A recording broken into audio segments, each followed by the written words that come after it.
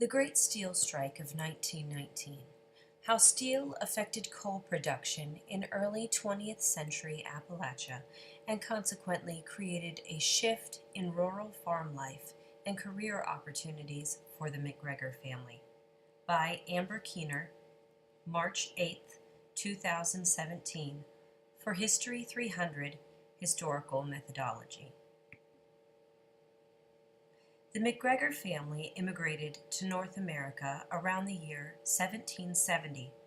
Following his service in the Revolutionary Army, Matthew McGregor, the patriarch of the McGregor family, received a plot of land in what would later become part of south central Pennsylvania.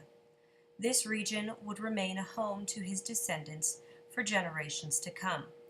His family worked tirelessly in this wilderness year after year. Although they were dedicated laborers and committed to their farms, they lacked any formal higher education. Some members of later generations were even unable to read or write. The family maintained agricultural land for many years, but a particular issue arose which is common in this region of Appalachia. When a father divided his farm between his sons, each generation experienced the concern of bestowing smaller and smaller portions of land onto their sons. A son would receive a smaller portion of land than the generation had before. This practice created unsustainable farm sizes for many families. More information about this issue can be found in the books Cades Cove and Feud. This would eventually lead the heads of each household to seek out other employment opportunities outside their farm holdings. Industries took advantage of both the large native and immigrant populations of whatever regions they developed in. In this central region of Appalachia, the uneducated and unskilled labor of the McGregor men was a perfect fit for the style of worker the coal industry was seeking. This desire for unskilled labor was not only true of coal, but also of other industries which supported steel, such as coke production and the timber industry. It is apparent from multiple census records from 1880 to 1930 that the McGregor family men had the opportunity to be steel workers or to be part of any other local industry. The key issue was that they needed to turn to outside employment when their farms had become divided to the point that they could no longer support their growing families. Steel became a vital industry for this region in particular. Several factors worked together to create environmental conditions to allow for the exponential growth of the iron and steel works around Pittsburgh, Pennsylvania.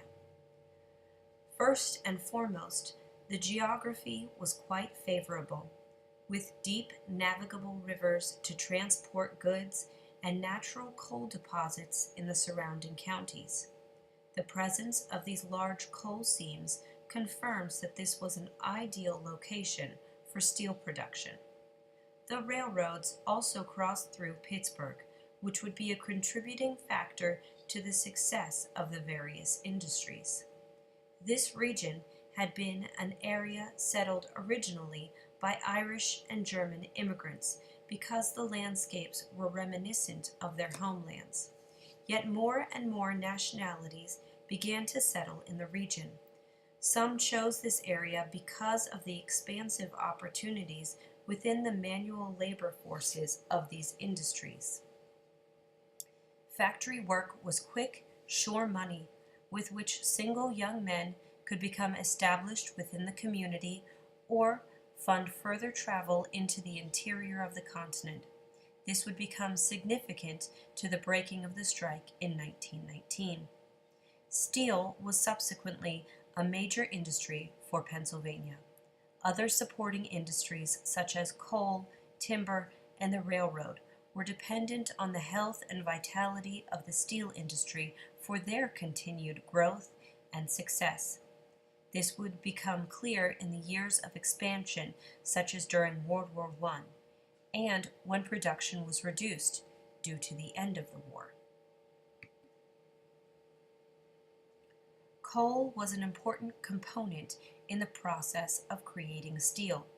Coal was mined from underground tunnels and would then be turned into what was called coke, usually close to the location it was mined from. This coke would then be sent to the steel plant. Coke is a special form of coal which is used to raise the metal to very high temperatures in order to create the steel. In order to extract this important element of coal from the ground, the miners had to be willing to perform hard manual labor. This is one reason why unskilled labor was such a significant part of the entire process. Mines were dark, dirty, and dangerous. The only true motivation for those doing the job was the opportunity for steady weekly wages. As the number of factories doubled in the years 1850 to 1900, the number of weekly earning positions increased as well. According to the Journal of the Pennsylvania Historical Association, the average number of wage earners had grown from 146,766 to 733,834 in the same period. When the coal industry came into a location, it changed the surrounding environment in many ways. Entire mining towns sprang up in what were rural areas along coal seams in order to keep men close to their work. According to Otis Rice, the author of the book West Virginia, A History, coal companies were notorious for their company stores. The currency called scrip could only be exchanged in these particular stores, which often overcharged for poor quality items. This type of dependence on the coal companies took money away from local entrepreneurs, who in the past would have made their living from others in the community purchasing their goods. Often, a large portion of the local economic exchange was now controlled by these coal companies, which also sold food and other household necessities.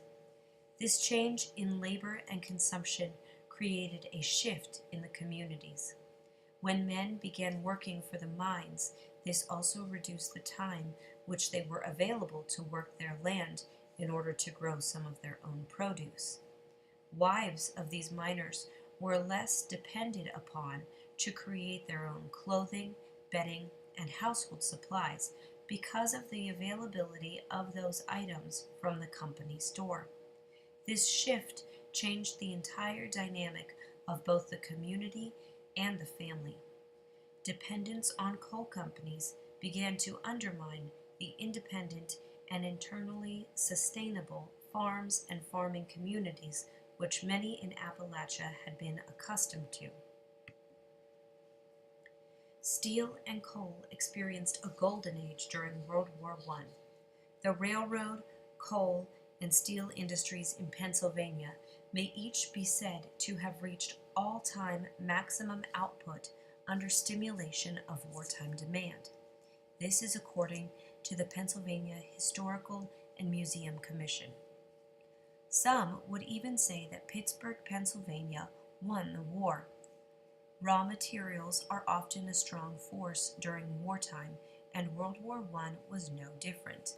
In the case of World War I, it is often considered that the raw materials and their use to create steel for weapons, munitions, and war supplies was the single factor which enabled the United States to win the war. According to Frank Murdoch, this dominance of American industrial production and commerce cannot be overstated in its importance in securing the American victory in Europe. World War I also did much to bring a temporary end to the frequent small strikes of the steelworkers and the United Mine Workers. The spirit of patriotism swept through the steel factories, and this allowed for long hours of hard labor, which in turn pushed production higher than any time previously. When the war ended, so did the conformity of the steelworkers. The age-old disagreements about wages, hours, and compensation were renewed and brought a series of new strikes. The social environment following the war was such that big industries had the sympathy of both the American government and the American public. This was a time of what was called America's 1919 Red Scare.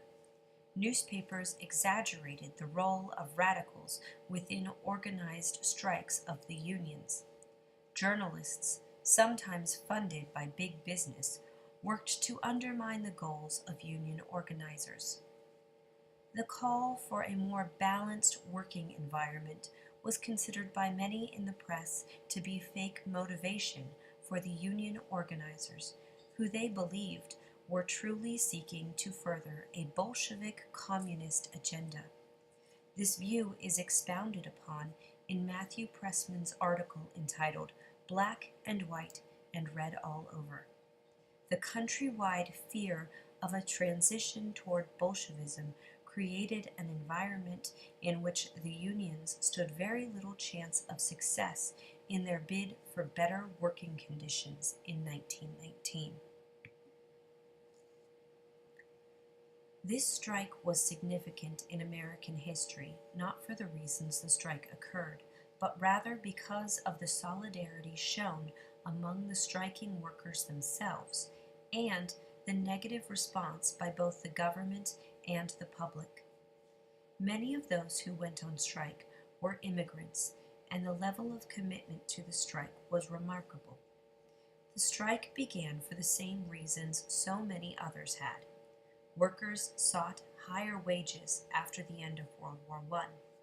These steel workers wanted a 6-day work week and shifts of only 8 hours.